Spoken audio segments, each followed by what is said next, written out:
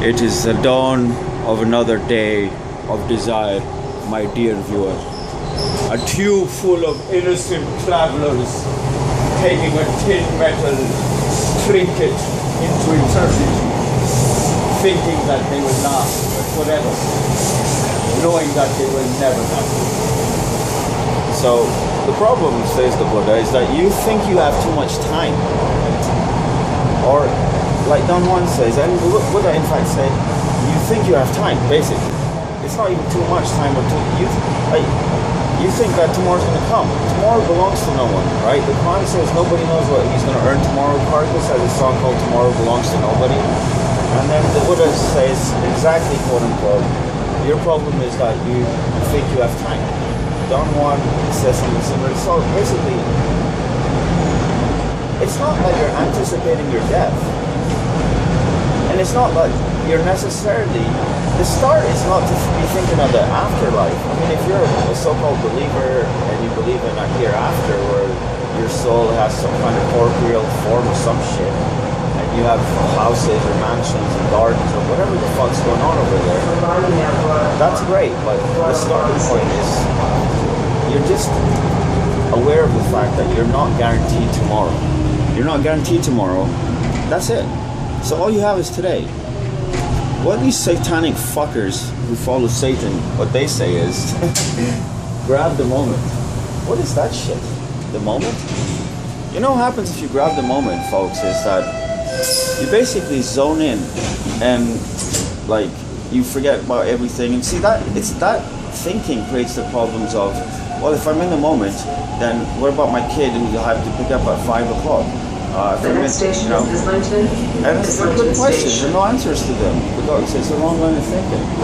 It's not the moment, it's the day. Seize the day, carpe diem, seize the day. Our 60-mile priestly point of view. He said, they essentially just, you shouldn't expect life to be more than a day. So then with your own money and time and reason, whatever, like what are you going to do today?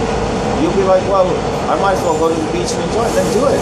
Do that shit. Go to the beach, sit down and enjoy it. And if you find yourself in a tube full of random strangers picked out of the glimpses of the dark underbelly of this filthy trash city, then at least it's Sunday and it's nice and sunny. Alright, viewer, I'm making absolutely no sense to anybody. So, see you later.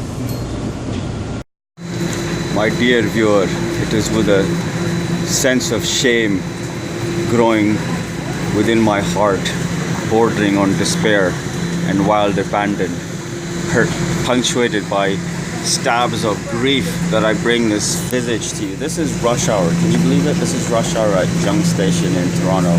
All of these people, including my unfortunate self, your humble narrator, are trying to get on one of those metal tubes across there. Let's see if it works out. Now this, my dear viewer, this is rush hour madness in all its glory. Look at these poor people jammed in there like sardines. And this stuff goes on for 2 or 3... You're gonna be on YouTube, man. You're out in public. There's no privacy out in public. Anyhow, all these people jammed on this train, dear viewer. This is just normal activity for like 3 hours every single day. From 2 to 5. Or something like that, from like 2 to 8 actually. It's crazy stuff, it's hard to actually explain. Like from 2 o'clock to about 8 o'clock, from about 3 to 7 at least. It's like 4 hours and it's just madness everywhere. Look at all these people. It's like a goddamn carnival out here. You know, if you're one of these people that busks and plays music, and if you're not making like $1,000 a day working the subway, I don't know what you're doing. You've probably got your fiddlestick up where the rectum starts and the anal sphincter begins. Anyhow, over and out. Just wanted to show this to you. Don't come here and start messing around in rush hour and then go back home complaining about how busy Toronto is and then say you weren't warned, biatches.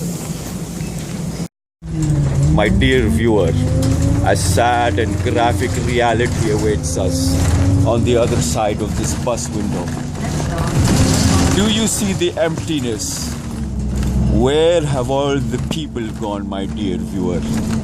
It's like a goddamned Wild West carnival, minus the festivities.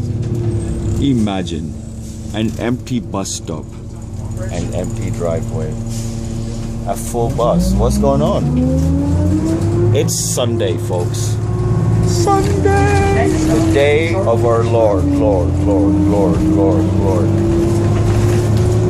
A bus full of churchgoers, who knows?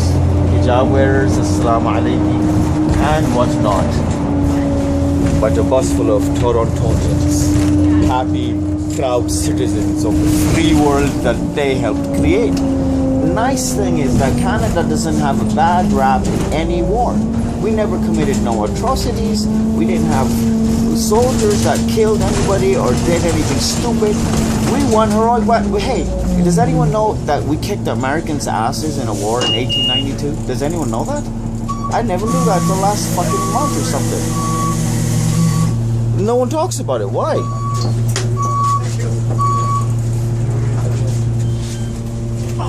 A bus full of dreams and dreamers. A bus full of people who are traveling or by being carried, but they do not know where to or what destiny, what lies before them and what is their destiny, folks. So, my dear viewer, if you do come to Toronto, keep one thing in mind. If you get inside of the system, quote unquote, that's where you're safe. That's where you're not, like, once you're inside of the system, you need to be systematized, okay?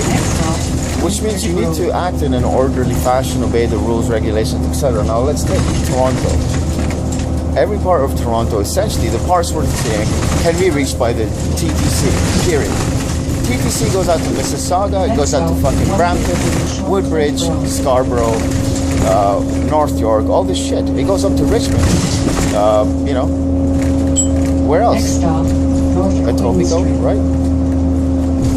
So, what's the TTC? The Toronto Transit Commission? They're a bunch of ugly fuckers. Ugly fuckers. A less beautiful group of a subset of people I've never seen. Now, I'll add to that my original intention with that statement was to talk about what ugly personalities they have, but come to think of it, they are, for the most part, less than desirable in terms of appearances. I shouldn't gloat, but I'll go on to say, if you ask a TTC person for directions, you're going to get a glazed look. Their eyes will glaze over. Why? It's because they're stressed out to the max. These fuckers are working 12-hour shifts. They're changing subway tracks from 2 to 6 in the morning. They're putting up bus shuttles when the damn shit goes down, as it always does, because it's fucking old, and all this other rubbish. And then they want to get rid of the best part, the LRT at the end of the track. Oh, get rid of it. And build what? Like streetcars? Well, that's fine. But, you know, why get rid of the LRT?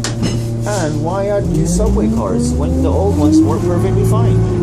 One of these TTC gentlemen said to me, well, the reason we're adding new subway cars is because the old ones keep getting into accidents. The only thing about those things that is dangerous is the damn tracks. And are for a biker, especially. Like, if you're a biker, those things are death, essentially. Like, people get seriously hurt because of those tracks on a bike. That's about it. I haven't heard of a damn streetcar running someone over. Are you crazy? Damn things go from 0 to 40 in like 45 fucking minutes, yo. Are you kidding me? That's the truth. So, like, the new ones, what are you going to do with these bullet trains? By the way, bullet train? They got a fucking train in Japan that operates at about just under 600 fucking kilometers per hour. They tested it. It's not in service yet, but it's going to be at about 500 fucking clicks. What kind of nonsense is that? It's a magnetic train. It levitates off the fucking track. There's no fucking friction. There's no friction at all. It just flies through the fucking air, like basically as fast as a bullet, more or less. Is that insane? So what about the people inside then? Like, how do you accelerate or decelerate?